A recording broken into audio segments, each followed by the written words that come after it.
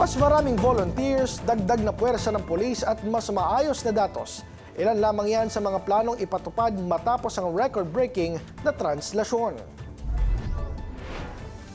Ayon kay NCRPO Chief Major General Anthony Aberin, magdadagdag ng volunteers at tactical units ang pulisya sa mga susunod na translasyon upang mapabilis ang daloy ng prosesyon. Maiiwasan din daw ang matagal na pag-andar ng andas ng imahe ng Poong Jesus Nazareno tulad ng nangyaring halos 10 oras na pagkakaipit sa Arlegui Street matapos masira ang mga lubid at unahang gulong nito.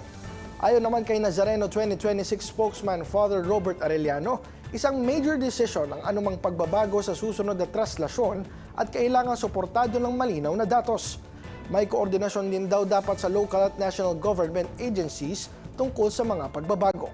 Umabot ng 30 hours and 49 minutes ang prosesyon sa 5.8 kilometer na ruta na lagpas sa mga naunang record noong 2017 hanggang 2025. Ngayong taon, tinatayang mahigit 9.6 milyon na deboto ang lumahok sa pista ayon sa simbahan.